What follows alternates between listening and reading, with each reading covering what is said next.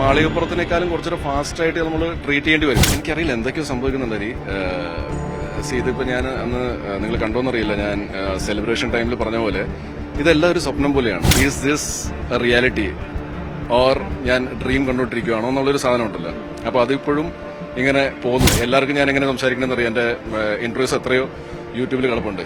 അവിടുന്ന് എന്തെങ്കിലും ഒരു രീതിയിൽ ഞാൻ ഡിഫ്ലക്ട് ആവുകയാണെങ്കിൽ അപ്പൊ ആൾക്കാർ പോയിന്റ് കയറി പിടിക്കും. ഒരുപാട് ഹിറ്റായപ്പോഴത്തേക്കും പതുക്കെ ചേഞ്ചസ് ഒക്കെ വന്നു തുടങ്ങി നല്ല സാധനം. So I don't want to change myself. അപ്പൊ ഇപ്പൊ തൽക്കാലം ഞങ്ങളുടെ വിശ്വാസം സെക്കൻഡ് പാർട്ടിനേക്കാളും മുകളിലായിരിക്കുന്നതാണ്. ഇനിയിപ്പോ അവർ എഴുതി വരട്ടെ, എന്നിട്ട് പറയാം. അപ്പൊ നമ്മള് ആരെയും നോവിക്കുന്നില്ല. നമ്മള് എന്താണ് നോവിക്കാത്തത്, അത് നമ്മൾ ശ്രമിച്ചുകൊണ്ടിരിക്കുകയാണ് നോവിക്കാതിരിക്കാൻ. കാരണം നമുക്ക് സമാധാനമായിട്ട് കിടന്നുറങ്ങണം. മോഹൻലാലിന് ശേഷം തൂഫാൻ മോററായി സിനിമാ മേഖലയിൽ നിന്ന് സൈജു കുറുപ്പ് കൂടി ആഭ്യന്തരമന്ത്രി രമേശ് ചെന്നിത്തലയിൽ നിന്നും ബാഡ്ജ് ഏറ്റുവാങ്ങിയിരിക്കുന്നു. ഹരിവരാസനത്തിന്റെ സെറ്റിലാണ് നമ്മൾ നിൽക്കുന്നത്. സൈജുടാ നമസ്കാരം. ഒരു മാളികപ്പുറം പോലൊരു സക്സസ് അതാണോ ഹരിവരാസനം തിരഞ്ഞെടുക്കാനുള്ള കാരണം? ഇല്ല, അങ്ങനെയല്ല. നമ്മൾ ഏത് സിനിമ എടുത്താലും ആ പടം സക്സസ് ആകുമെന്നുള്ളൊരു ഒരു ഉറപ്പുള്ളത് കൊണ്ടാണ് നമ്മൾ എടുക്കുന്നത്. പക്ഷെ പലപ്പോഴും ഇപ്പൊ നമ്മള് 100% സക്സസ് ആർക്കും ഇല്ലല്ലോ. ഞാനിപ്പോ എന്റെ ഓടാത്ത പല പടങ്ങളും ഉണ്ട്. അപ്പൊ അതൊക്കെ വിജയിക്കുന്നു പറഞ്ഞിട്ടുണ്ടായിരുന്നു. Starting from A first movie ഞാൻ അഭിനയിച്ചാൽ വിജയിക്കുമെന്ന് വിചാരിച്ച ഒരു മണ്ടനെഴുതി ഞാൻ മനസ്സിലായില്ലേ. അതിൽ നമുക്ക് നമ്മളെ ഇഷ്ടമാണല്ലോ. അപ്പൊ നമ്മൾ വിചാരിക്കുന്നത് ഓക്കെ, അപ്പം ജനങ്ങൾക്ക് ഇഷ്ടപ്പെടും.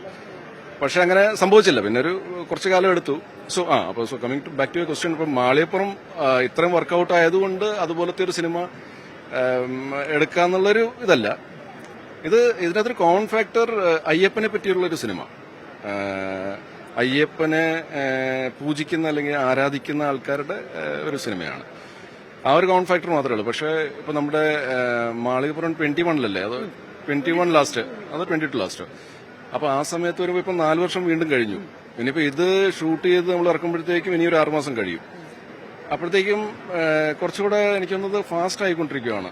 അപ്പൊ നമ്മൾ ഈ സിനിമയെ അതേപോലെ തന്നെ ട്രീറ്റ് ചെയ്യണം. അപ്പൊ ഒരുപക്ഷെ ചിലപ്പം മാളികപ്പുറത്തിനേക്കാളും കുറച്ചുകൂടെ ഫാസ്റ്റ് ആയിട്ട് നമ്മൾ ട്രീറ്റ് ചെയ്യേണ്ടി വരും. എനിക്കറിയില്ല എങ്ങനെയാണ് ഫിലിം മേക്കർ ആഗ്രഹിക്കുന്നത്. പക്ഷെ എന്റെ മനസ്സിലത് കുറച്ചുകൂടെ ഫാസ്റ്റ് ആയാലും നല്ലതായിരിക്കും എന്നുള്ളതാണ്. ഞാൻ സ്ക്രിപ്റ്റ് വായിച്ചു, എനിക്ക് ഭയങ്കരമായിട്ട് എനിക്ക് ഇഷ്ടപ്പെട്ടു. അത് ഒരു ഭയങ്കര രസമായിട്ട് വന്നിട്ടുണ്ട്. അതായത് നമ്മൾ ഈ സോ കോൾഡ് ലാഗോ അങ്ങനത്തെ ഉള്ള പരിപാടികളൊന്നും ഇല്ലെന്ന് എനിക്ക് ഫീൽ ചെയ്തത്. പിന്നെ നമ്മളും മനുഷ്യരാണ്, നമുക്ക് ഇഷ്ടപ്പെട്ടെന്ന് വെച്ച് അത് ബാക്കിയുള്ളവർക്ക് എല്ലാവർക്കും ഇഷ്ടപ്പെടണമെന്നില്ല. So let's see, fingers crossed.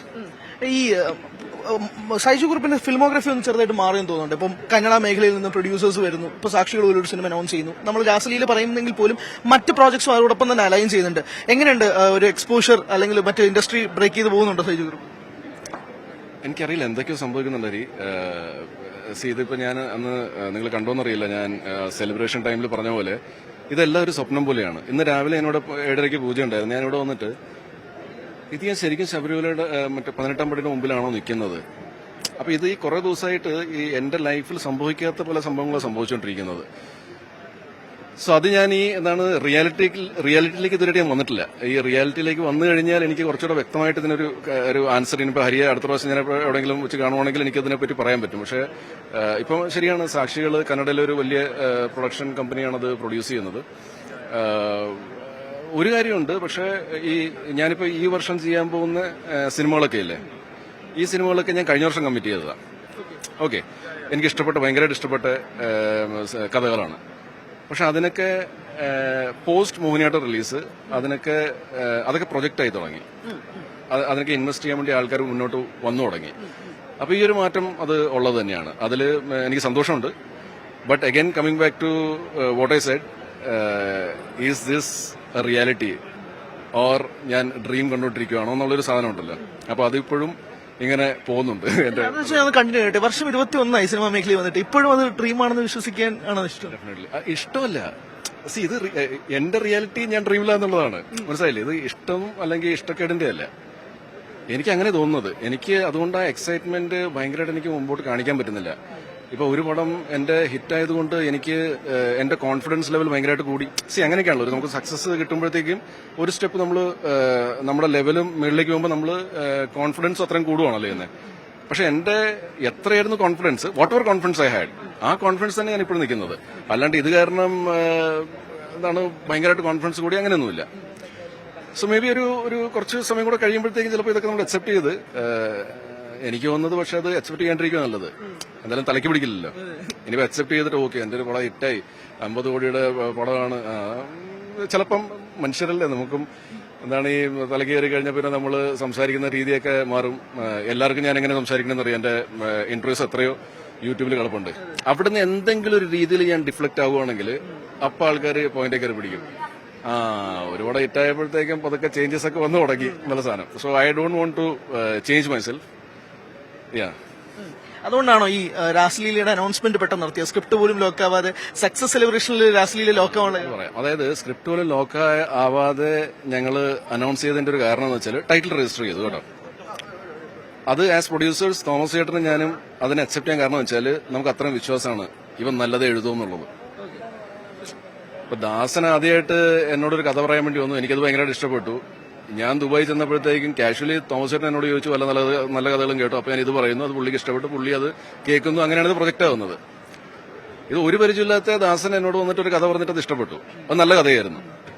അപ്പൊ അവനിലുള്ള വിശ്വാസം കൊണ്ട് തന്നെയാണ് ഒരു കഥയില്ലാഞ്ഞിട്ടും തോമസ് ചേട്ടൻ ദാസനോട് പറയുന്നത് സെക്കൻഡ് പാർട്ട് ചെയ്യാൻ വേണ്ടി.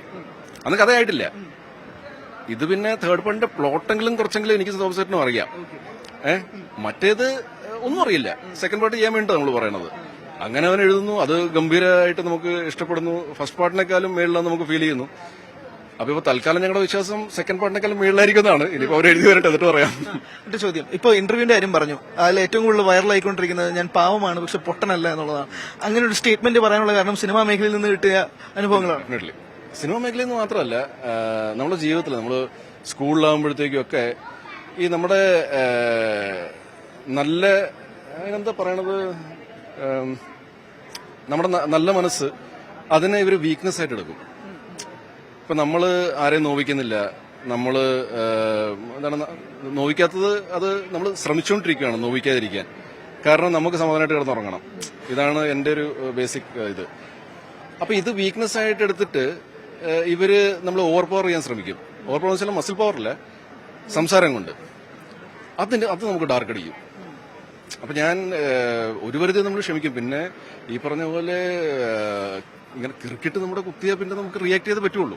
നമ്മൾ ഈ ക്രിക്കറ്റ് കുത്തുന്നവരെയും വെയിറ്റ് ചെയ്യുന്നതാണ് നമ്മുടെ പ്രശ്നം. നമ്മൾ ആദ്യം അതങ്ങ് ചെയ്തു കഴിഞ്ഞാലേ അങ്ങോട്ട് അവരുടെ അതങ്ങ് ചെയ്തു കഴിഞ്ഞാൽ പിന്നെ പ്രശ്നമില്ല, അതവിടെ നിന്നോളും. പക്ഷെ അത് ഞാൻ ചെയ്യില്ല. അപ്പൊ അത് നമ്മളിത് റിയാക്ട് ചെയ്യാണ്ടിരിക്കുന്നത് നമ്മുടെ വീക്ക്നെസ് ആയിട്ട് എടുക്കും. അതാണ് ഞാൻ പറഞ്ഞത്. അത് സിനിമ മാത്രമല്ല, സിനിമയൊന്നും കിട്ടിയിട്ടുണ്ട്, കോളേജിലിരുന്നപ്പോൾ കിട്ടിയിട്ടുണ്ട്. പോട്ടെ, ഞാൻ കോർപ്പറേറ്റിൽ വർക്ക് ചെയ്തിട്ടുണ്ട് 4 വർഷം.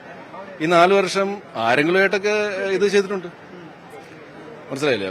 ഇപ്പം നമ്മള് പുറത്ത് കാണുമ്പോഴത്തേക്കും ചില ഓഡിയൻസെങ്കിലും അത് ചെയ്യാറുണ്ട്.